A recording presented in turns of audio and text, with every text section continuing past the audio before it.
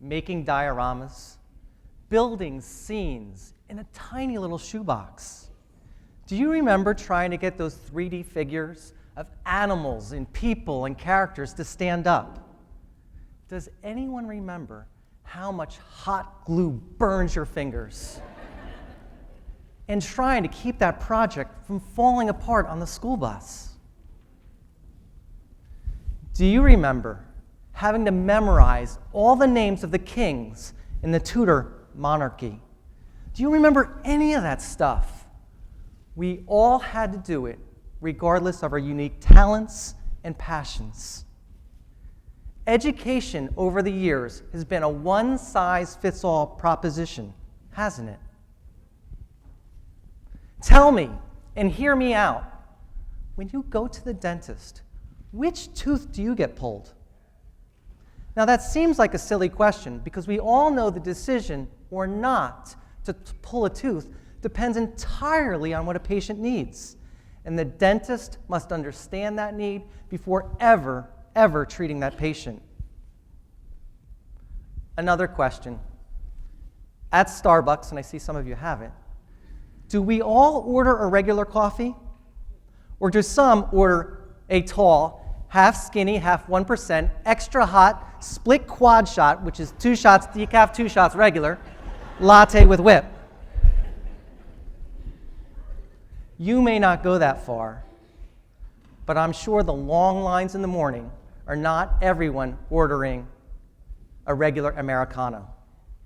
We all have our personal and individual needs. And sure, the medical field has recognized this for years. And finally, it's progressed to something as mundane as even ordering that cup of coffee. Now let's shift to education. As educators, we work on brains. And I hope you all agree with me. In life, brains are more important than teeth. Common cure-alls are no longer valid when it comes to education in today's world. We have to ask ourselves, how can we shift from educating the masses to educating individuals? Schools, educators, parents, they have to be thoughtful and deliberate when it comes to educating our children. It has to be relevant and personalized for every single student. One size fits all no longer fits anyone. But as an educator for 25 years and a parent of 2 incredible teenage daughters, I find the one-size-fits-all approach permeating most schools. So why does this happen? Why haven't schools changed yet? The answer is deeply rooted into schools' past. Our schools were formed during the industrial age with a major focus on compliance and efficiency. The goal was to prepare students to work in factories, to sit for long periods of time and do routine, repetitive tasks with no mistakes. Thus, our school was developing compliant workers and not inquisitive thinkers and learners.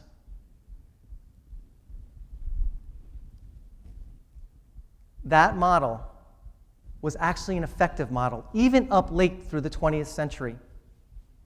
We were supposed to be learning diligence and compliance and not necessarily mastering the skills taught. And the kids, they got through school. They got good jobs and typically lived a quality life.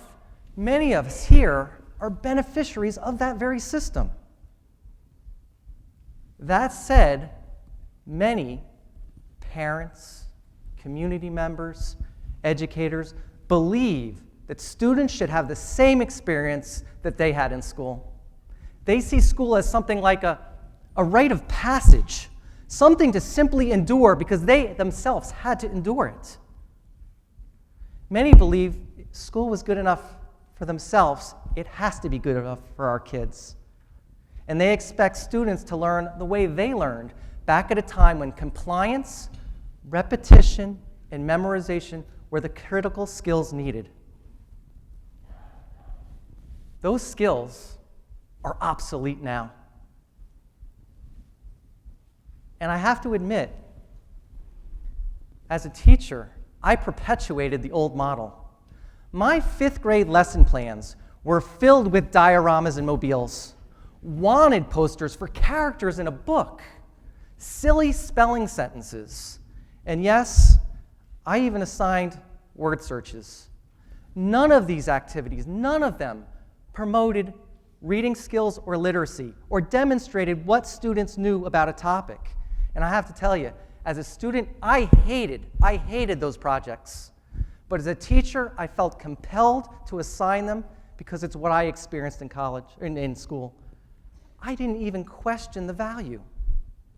Seriously, since you have been out of school, how many of you have built a diorama?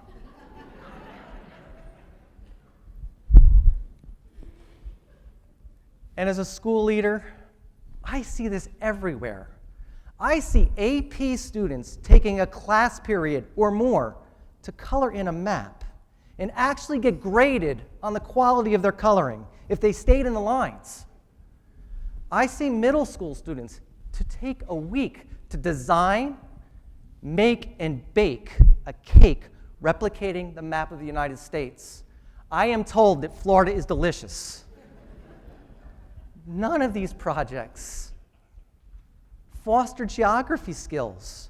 Sure, kids may learn how to bake or may learn how to color, but is that really the intent of a social studies class? No child ever said, "This worksheet changed my life."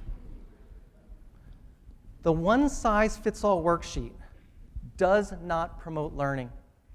For those students who can do the worksheet, there is very minimal thinking. And for those that can't, it merely serves as a message: you can't do this. The worksheet and other traditional practices that no longer serve our students, they just won't go away. And we teach that way because it's easier to teach the masses.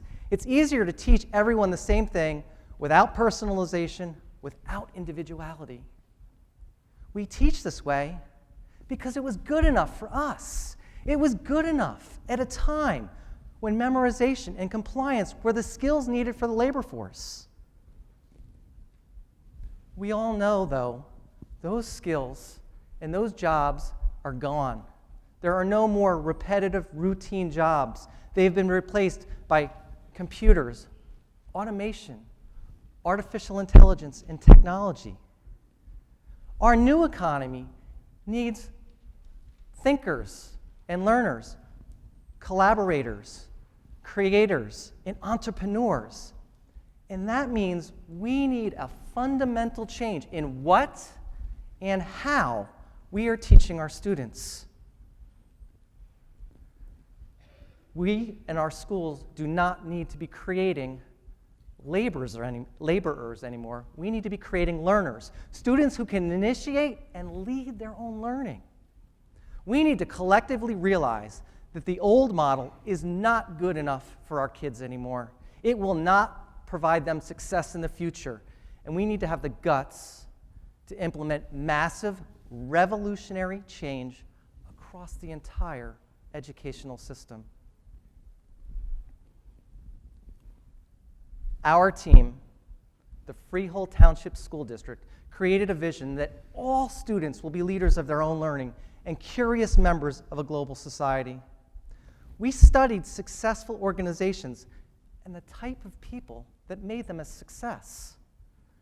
The common traits we found: people and leaders who were creative and innovative, strong communicators and collaborators, those who were agile and could make quick decisions, those who embrace change and ambiguity, and those who are not afraid to fail.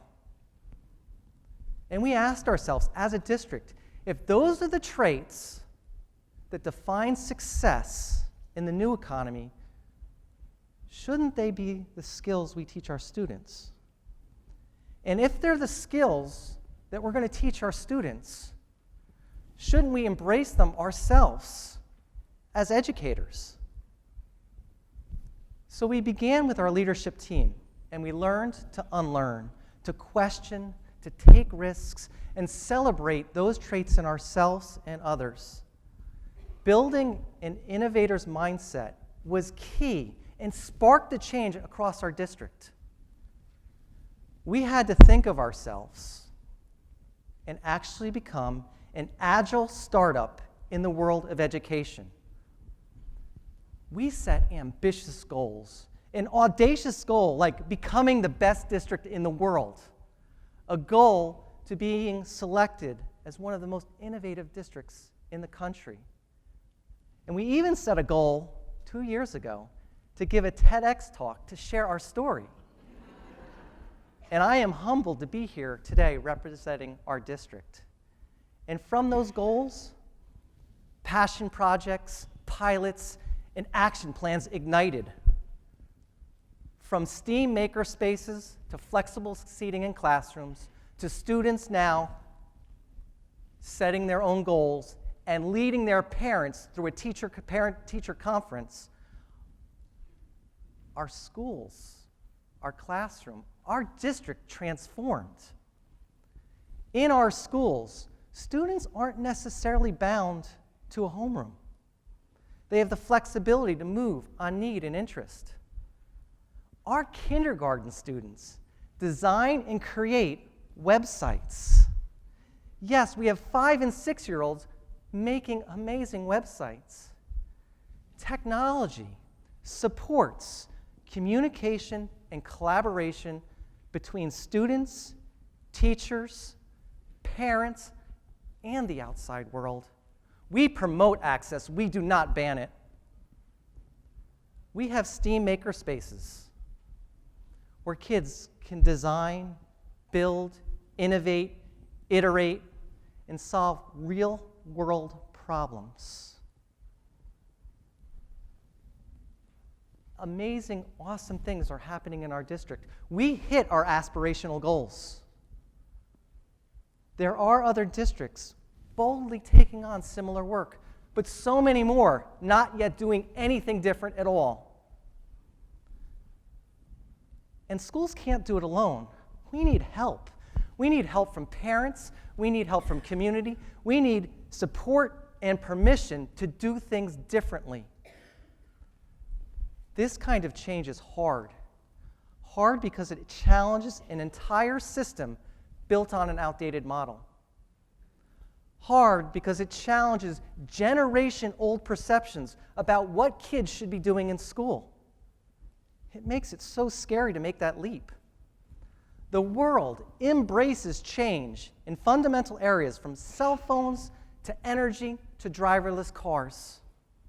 We must be equally supportive, and I would argue more supportive and more demanding for change in our schools. And that change means focusing on the skills that will make our students successful in that next century. It means accepting the fact that busy work does not promote learning. It means understanding one size does not fit all. It means personalization for every single student, looking at every child as unique as that cup of coffee. Schools can't be a rite of passage or something our kids have to endure. We can do better. We must act. Our students need the best now. As Maya Angelou said so well, do the best you can until you know better. And once you know better, do better. I think we all know better.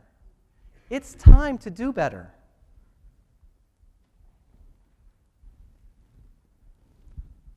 Old school does not work.